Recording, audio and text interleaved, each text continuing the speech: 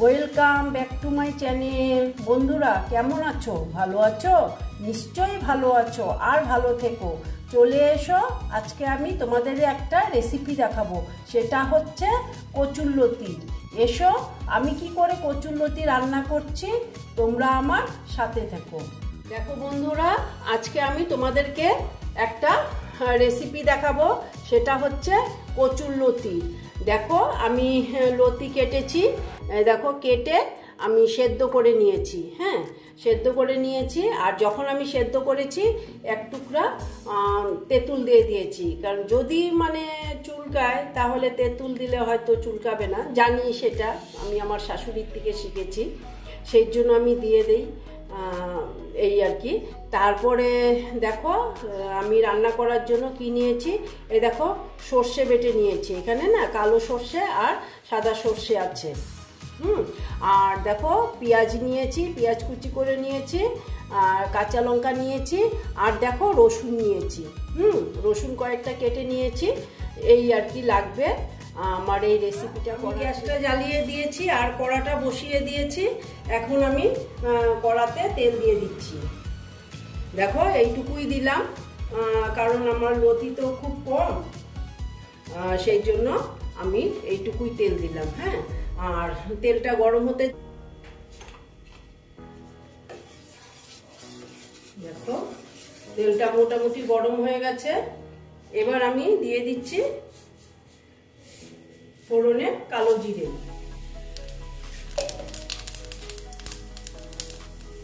তারপরে দিচ্ছি অল্প রসুন কুচি,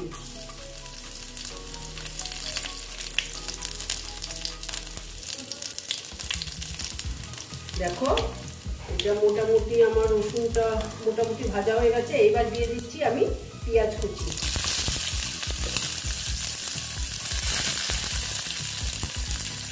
দিয়ে আমি পেঁয়াজটাকে ভালো মতো ভেজে নেব।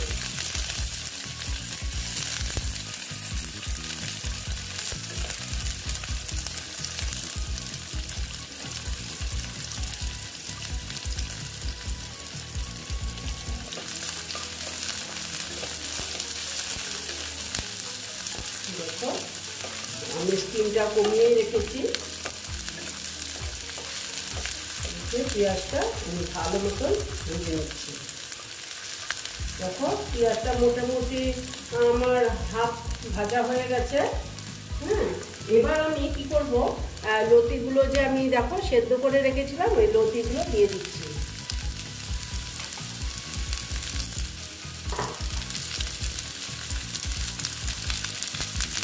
লতিগুলো দিয়ে লতিগুলো এবার আমি ভেজে নেব ভালো মতন।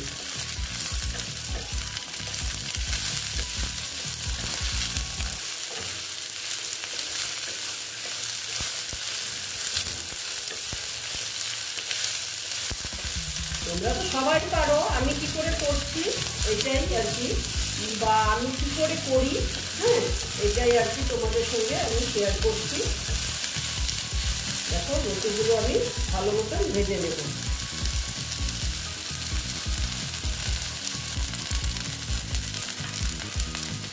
দেখো আরেকটু নাড়িয়ে নিচ্ছি, আরেকটু ভেজে নেব, কারণ লতি কম ভাজা হলে না গলা চুলকাতে পারে, সেই জন্য।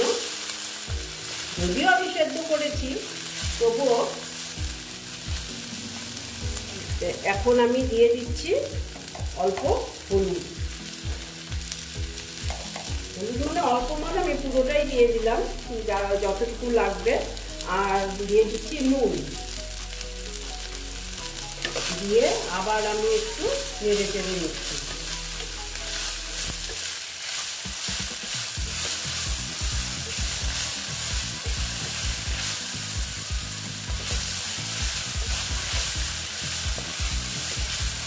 দেখো মোটামুটি আমার লতিটা ভাজা হয়ে এসছে।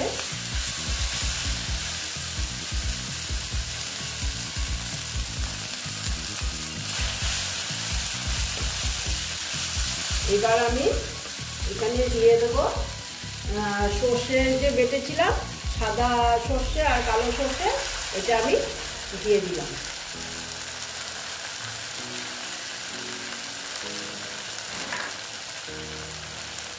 দেখো একটু আমি জল দিয়ে দিচ্ছি।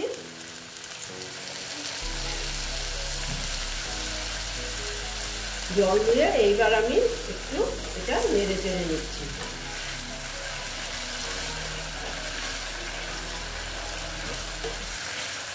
জলটা দিলাম মানে সর্ষেটা বেশি ভাজলে হয়তো তেতো হয়ে যেতে পারে, সেই জন্য। তবে সর্ষেটা তো অল্প ভাজবই আমি, হ্যাঁ। আর আমি একটু স্টিমটা কমিয়ে দিলাম, কমিয়ে একটু টাইমের জন্য এটা আমি ঢেকে দিলাম। একটু আস্তে আস্তে হোক, তারপরে আবার দেখাচ্ছি। দেখো বন্ধুরা, অল্প আমি দেখে নিচ্ছি। দেখো স্টিমটা আমি কমিয়ে রেখেছি,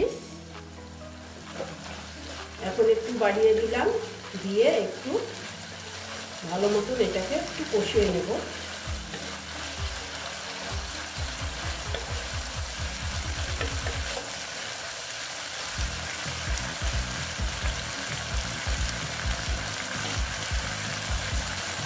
এখন আমি দেখো দিয়ে দিচ্ছি কাঁচা লঙ্কা।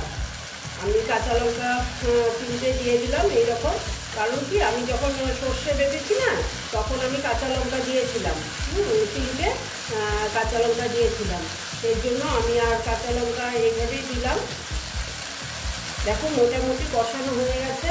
এইবার আমি একটু জল দিয়ে দেবো, কারণ লতিটা একটু সেদ্ধ হবে। সেদ্ধ যদিও করেছি, তবে সেই রকম সেদ্ধ করিনি, অল্প করেছি, ভাপ দিয়ে জলটা ফেলে দিয়েছি। এখন দেখো জল ঠিক এইরকমই দিলাম, বেশি দেবো না।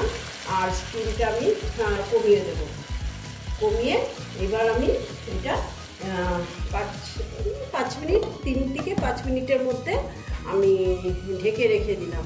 হ্যাঁ, এটা আস্তে আস্তে হোক, তারপর আমি তোমাদেরকে আবার দেখাবো। দেখো বন্ধুরা, এবার আমি দেখে নিচ্ছি।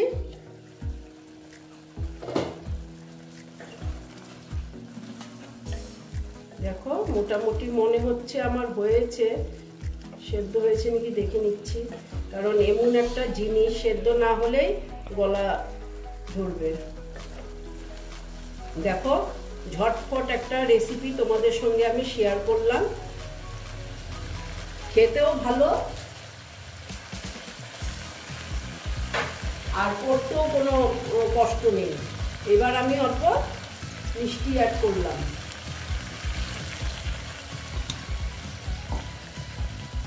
করে একটু আমি আবার মিক্সড করে নিচ্ছি।